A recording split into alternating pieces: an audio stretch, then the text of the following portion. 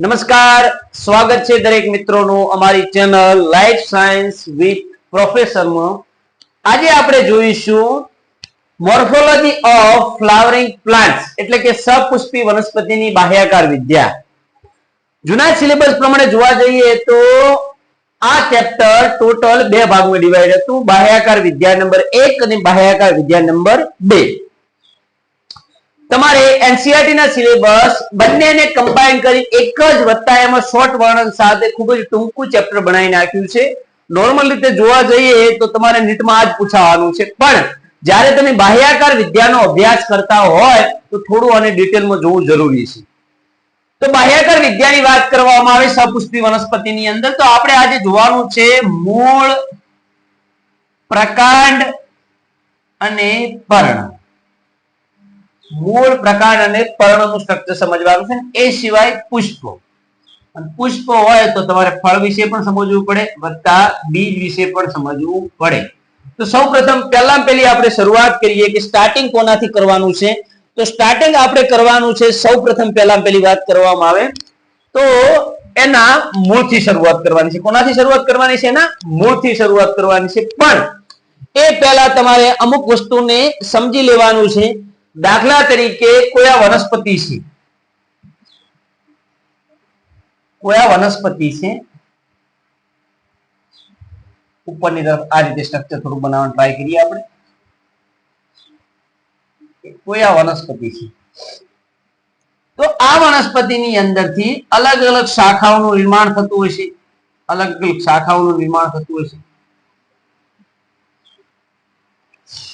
તો સૌપ્રથમ આને કહેવામાં આવે છે પ્રકાંડ. અને શું કહેવામાં આવે છે? પ્રકાંડ, અથવા એને થડ પણ કહી શકો તમે. નીચેની તરફ જે રચના જોવા મળે છે એને કહેવામાં આવે છે મૂળ. એને શું કહેવામાં આવે છે? મૂળ કહેવામાં આવે છે. અને ઉપરની તરફ કોઈ પાંદડું આવેલું હોય, દાખલા તરીકે આ પાંદડાની રચના છે, તો આ છે એનો પર્ણદંડ. આ શું છે? એનો પર્ણદંડ. આને કહેવામાં આવે છે પર્ણપત્ર. વચ્ચોવચ્ચ જે સેન્ટરમાં આવેલું એને કહેવામાં આવે છે મધ્ય શિરા. આ બધું તમે જૂના અત્યાર સુધીના ધોરણમાં ઓલરેડી ભણી ચૂક્યા છો. બીજી વાત કરવામાં આવે તો કે આની અંદર શરૂઆત આપણે કરીએ છીએ મૂળથી. કોનાથી શરૂઆત કરીએ છીએ? મૂળથી, એટલે કે રૂટથી કરીએ છીએ. ચલો તો જોઈએ મૂળનું બંધારણ શું હોય છે, મૂળના કાર્યો શું હોય છે, મૂળની રચના શું હોય છે, અને અલગ અલગ વનસ્પતિમાં મૂળ કેવા પ્રકારની રચના દર્શાવે છે એ પણ આજે જોવાનું છે. તો મૂળની વાત કરવામાં આવે કે મૂળનું નિર્માણ ક્યાંથી થાય છે, તો પહેલો મુદ્દો કે મૂળનું નિર્માણ થાય છે ભ્રૂણ મૂળમાંથી થાય છે. ક્યાંથી થાય છે? ભ્રૂણ મૂળમાંથી, જેને આદિ મૂળ પણ કહેવાય. શું કહેવાય એને? આદિ મૂળ પણ કહે છે. આ મૂળની રચનાની વાત કરવામાં આવે તો કે સ્થાનિક અને અસ્થાનિક બે સ્વરૂપે જોવા મળે છે. સ્થાનિક અને અસ્થાનિક. જ્યારે મૂળ સીધું એક જ અને ક્યાંથી ઉત્પન્ન થયું હોય છે? ભ્રૂણ મૂળમાંથી થયું હોય તેને સ્થાનિક મૂળ તરીકે ઓળખવામાં આવે છે. અને જો મૂળ અદ્રાક્ષ, પ્રકાંડ અથવા પર્ણના ભાગેથી નિર્માણ થયું હોય તેને અસ્થાનિક મૂળ તરીકે ઓળખવામાં આવે છે. શરૂઆતનો પહેલો મુદ્દો જુઓ. ત્યાર પછી વાત કરવામાં આવે કે એ મૂળને બીજા અન્ય બે ભાગમાં ડિવાઈડ કરવામાં આવે છે. એકનું કે નામ છે સોટીમય મૂળ તંત્ર અને એકનું નામ છે તંતુમય મૂળ તંત્ર. ઓલરેડી તમે આ ભણી ચૂક્યા છો કે દ્વિદળી વનસ્પતિની અંદર મૂળ છે એ સીધું જોવા મળે છે. આ રીતે રચના, સીધી રચના જોવા મળે કે આ મૂળ છે તો સીધી રચના જોવા મળે. દાખલા તરીકે તમે એક્ઝામ્પલ લઈ શકો, ગાજર, મૂળો વગેરે. પણ એકદળી વનસ્પતિની વાત કરવામાં આવે જે તંતુમય મૂળ ધરાવે, દાખલા તરીકે મકાઈ, બાજરી. હવે આમના મૂળ કેવા હોય છે?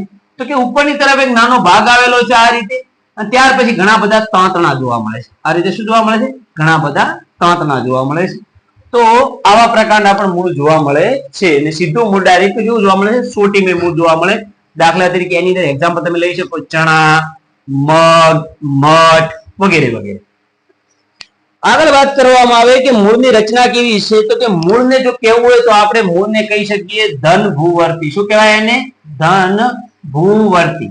એ સિવાય બીજી વાત કરવામાં આવે કે મૂળ છે એ પાણી પ્રત્યે આકર્ષણ ધરાવે માટે એને કે ધન જલાલુવર્તી. શું કહેવાય એને? ધન જલાલુવર્તી કહે છે. અને તે ઋણ કેવું છે?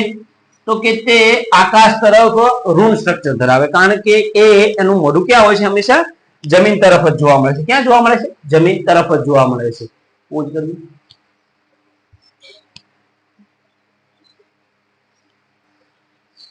બીજી વાત કરવામાં આવે કે કોઈ મૂળના પ્રદેશોની કોઈ વર્ણન પૂછે કે મૂળના પ્રદેશો કયા હોય છે, તો સૌપ્રથમ એની આકૃતિને સમજો કે મૂળના પ્રદેશોની અંદર ટોટલ 4 ભાગોમાં એને ડિવાઈડ કરવામાં આવે છે. કેટલા ભાગોમાં ડિવાઈડ કરવામાં? 4.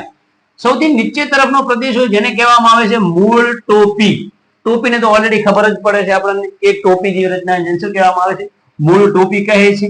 આ ભાગ છે એ સતત વૃદ્ધિ પામતો હોય છે. એના નજીકના ભાગો છે વર્ધનશીલ પેશી ધરાવે. શું ધરાવે? વર્ધનશીલ પેશી. તો આને વર્ધનશીલ પ્રદેશ કહેવાય. અને વર્ધનશીલ પ્રદેશ એ વારંવાર શું પામતો હોય છે? કોષ વિભાજન પામતો હોય છે. એના પછીનો જે પ્રદેશ આવે છે એ અમુક હદ સુધી લંબાઈમાં શું કરતો હોય છે? સતત વધારો કરતો હોય છે. એનો મતલબ કે એના કદમાં વધારો કરતો પણ કોષ વિભાજન કરતો નથી. તો આને કહેવામાં આવે છે વિસ્તરણ પ્રદેશ. શું કહેવાય આને? વિસ્તરણ પ્રદેશ કહે છે. અને સૌથી ઉપરના ભાગે જે કોષોની ગોઠવણી હોય છે, જે કોષ વિભાજન એ પામતા નથી પોતાની લંબાઈમાં વધારો કરતા, તો એ પ્રદેશને કહેવામાં આવે છે પરિપક્વન પ્રદેશ. પરિપક્વન પ્રદેશ. તો આ રીતની સંપૂર્ણ રચના કોની અંદર જોવા મળે છે? તો કે એક મૂળના બંધારણમાં જોવા મળે, જેના મૂળના પ્રદેશો તરીકે ઓળખવામાં આવે છે. ત્યાર પછીની થિયરી છે મૂળના સામાન્ય કાર્યો. મૂળના સામાન્ય કાર્યોની વાત કરવામાં આવે તો મૂળના બે જ સામાન્ય કાર્યો છે. એકનું નામ છે સ્થાપન. એકનું નામ શું છે? સ્થાપન. અને બીજાનું નામ છે શોષણ. તો કોનું સ્થાપન કરે છે? તો કે મૂળ છે એ જમીન સાથે જકડી રહેવાનું કામ કરે છે. કારણ કે જમીન ઉપર જો વનસ્પતિને ટકી રહેવું હોય તો સ્થાપન જ એનું મુખ્ય વસ્તુ છે, એટલા માટે. બીજી વાત કરવામાં આવે શોષણ. તો કોનું શોષણ કરે છે? તો કે મૂળ વડે ખનિજ અને પાણીનું શોષણ કરે છે. કોનું શોષણ કરે છે? ખનિજ અને પાણીનું શોષણ કરે છે. અને આ વાત કરવામાં આવે તો કે વનસ્પતિના મૂળ છે કેવી રીતના ધરાવે છે? યાદ રાખજો, એક કોષીય ભાત ધરાવે છે. ભાત ધરાવે છે, એક કોષીય ભાત ધરાવે છે. અને એક કોષીય ભાત ધરાવતા હોવાના કારણે તમારે રિપ્રોડક્શન રિલેટેડ એક ચેપ્ટર છે 12 સાયન્સની અંદર વનસ્પતિની વાત કરવામાં આવે અને એમાં પ્લોઇડી પૂછાય છે. શું પૂછાય છે? પ્લોઇડી. અને પ્લોઇડી નો મતલબ થાય છે સેટ ઓફ ક્રોમોઝોમ. શું થાય છે? Set of chromosome. એટલે કે રંગસૂત્રના સેટ કેવા છે? તો કેવા સેટ છે? એકકીય સેટ છે. કેવા સેટ છે? એકકીય સેટ છે. બીજી વાત કરવામાં આવે તમારે એનસીઈઆરટી ના સિલેબસ ની અંદર વાત કરવામાં આવે તો આપણે મૂળને ભાગ ડિવાઈડ કરવામાં આવે તો કે સ્થાનિક એટલે શું? અસ્થાનિક એટલે શું? સોટીમય મૂળ એટલે શું? તંતુમય મૂળ એટલે શું? અને આગુંતક મૂળ એટલે શું? તો સ્થાનિક મૂળ એટલે શું? કે જે મૂળના મુખ્ય ભાગમાંથી નિર્માણ પામતા હોય ભ્રૂણમૂળ થઈને સ્થાનિક મૂળ કહેવાય. અસ્થાનિક એટલે કે અદ્રાક્ષ, પર્ણ અને અન્ય ભાગોમાં નિર્માણ પામતા હોય. સોટીમય મૂળતંત્ર કોની અંદર જોવા મળે? દ્વિદળીમાં. તંતુમય મૂળતંત્ર કોની અંદર? એક દળીમાં. અને કેટલીક વખત વનસ્પતિની અંદર વધારાના મૂળ પણ સર્જાઈ શકે, જેને આગુંતક મૂળ તરીકે પણ ઓળખવામાં આવે છે, જે વનસ્પતિના પુખ્ત અવસ્થાએ એને મદદરૂપ થાય છે. ત્યાર પછી તેના આપણે વિશેષ લક્ષણો જોઈએ.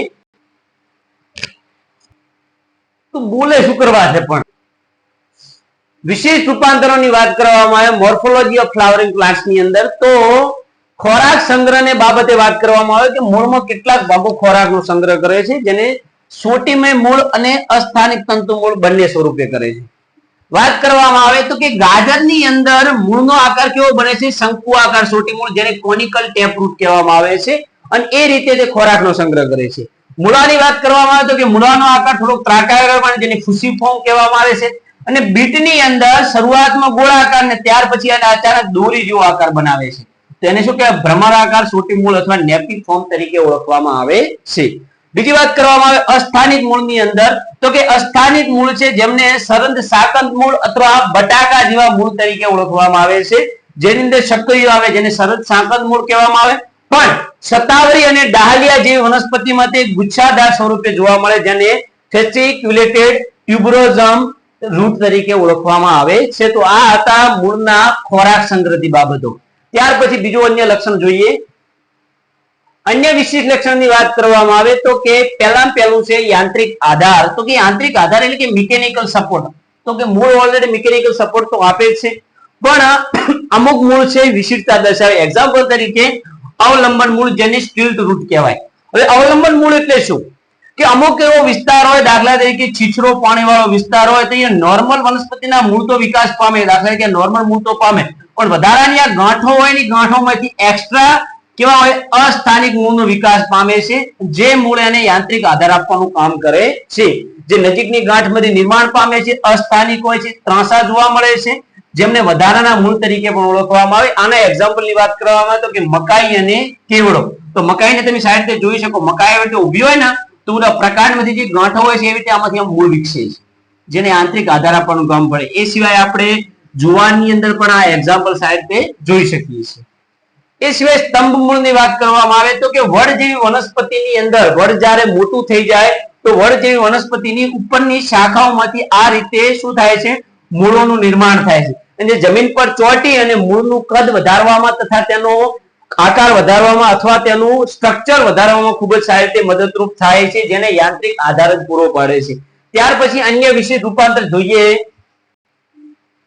અન્ય વિશેષ લક્ષણની વાત કરવામાં આવે તો કે યાંત્રિક આધાર પછી જે વિશેષ લક્ષણ છે એનું નામ છે આરોહણ. તો કે અમુક વનસ્પતિમાં મૂળ છે આરોહણનું પણ કામ કરે. કોની અંદર કે કેટલીક નબળા પ્રકાંડ ધરાવતી વનસ્પતિની આરોહી લતાઓ હોય છે કે તેમની આંતરગાંઠ કે ગાંઠમાંથી શું વિકસે છે, મૂળ વિકસે છે. અને એ મૂળ કેવા હોય છે, લાંબા, શાખિત કે અશાખિત અને બદામી રંગના જોવા મળે છે, જે તેને આધાર આપવાનું કામ કરે છે. દાખલા તરીકે એ કોઈ જગ્યાએ ચોંટી રહે છે કારણ કે શું સ્ત્રાવ કરે છે, શ્લેષ્મનો સ્ત્રાવ કરે.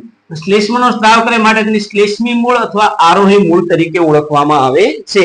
એક્ઝામ્પલ ની વાત કરવામાં આવે તો કે સોપારી, મરી છે, આના વિશિષ્ટ એક્ઝામ્પલો છે.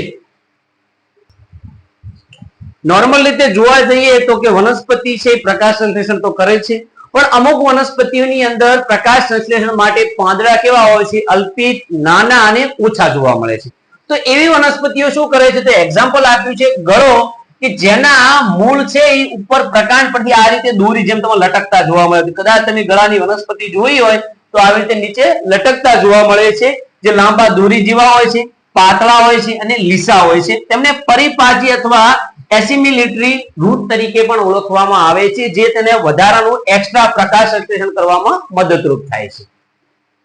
મૂળના અન્ય વિશેષ રૂપાંતરની વાત કરવામાં આવે તો શ્વસન. તો નોર્મલ રીતે શ્વસન કરવાનું કામ કોનું છે, તો કે વાયુ રંધ્રોનું કામ છે. કોનું કામ છે, વાયુ રંધ્રોનું કામ છે.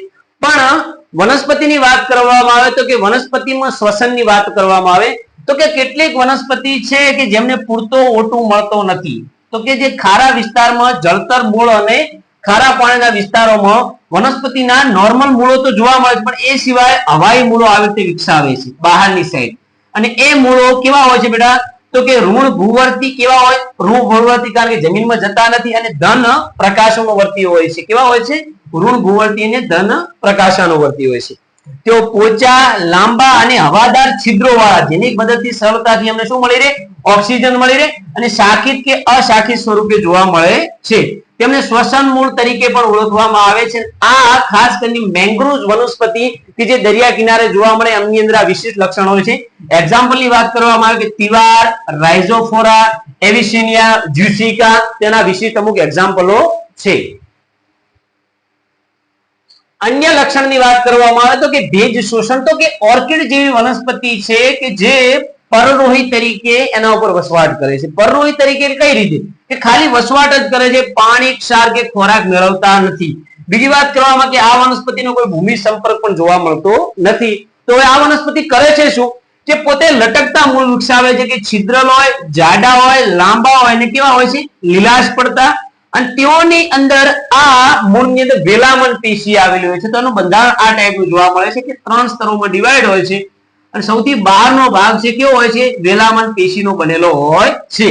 અને આ કોષો બહુકોણીય અને કેવી હોય છે, જાડી દિવાલ ધરાવતા હોય છે, જેના કારણે સરળતાથી ભેજને શું કરી શકે, શોષી શકે. અને એવા મૂળને ભેજગ્રાહી મૂળ અથવા પરરોહી મૂળ કહે છે, જે વનસ્પતિને ભેજ આપવાનું કામ કરે. એબ્સોર્પ્શન ઓફ મોઇસ્ચર તરીકે તેને ઓળખવામાં આવે છે.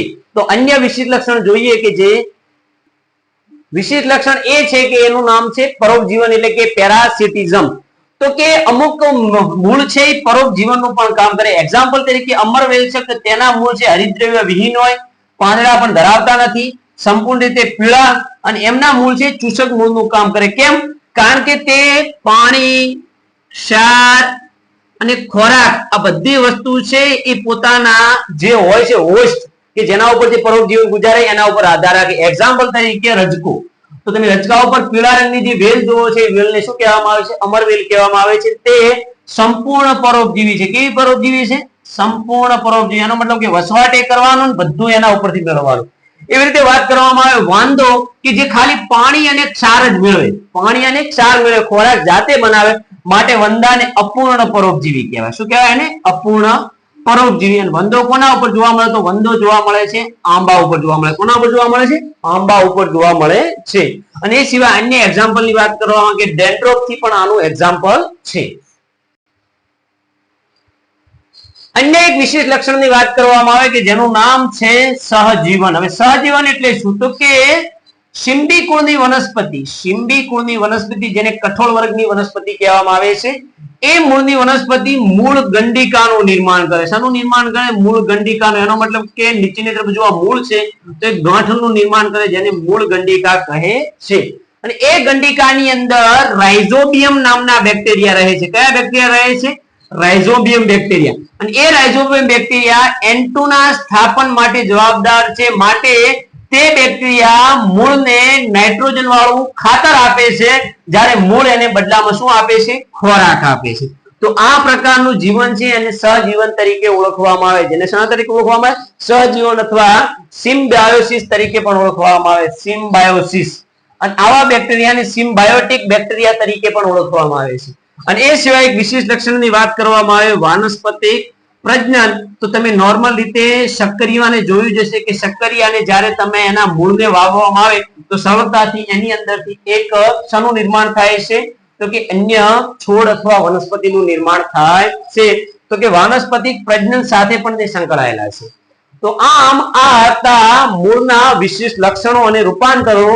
હવે પછી જે થિયરી છે આપણે શું ભણીશું? તો કે પ્રકાંડ વિશે ભણીશું. કોના વિશે ભણીશું? પ્રકાંડ વિશે. ઓલરેડી મૂળના વિન્યાસ વિશે તમે ભણેલા છો કે મૂળ એક જ સીધું હોય તેને સોટીમય મૂળ કહેવાય, અને વિભાજિત હોય તેને શું કહેવામાં આવે છે? તો કે તંતુમય મૂળ તરીકે ઓળખવામાં આવે છે. તો આઈ હોપ કે તમને આજનું અમારું લેક્ચર બહુ સારું ગમ્યું હશે. મૂળનું આ સંપૂર્ણ વર્ણન છે. આના બહારનું એક પણ નીટનો MCQ પૂછાઈ શકતો નથી. તો મળીએ એક નવા જ અંદાજ સાથે. જય હિન્દ, જય ભારત.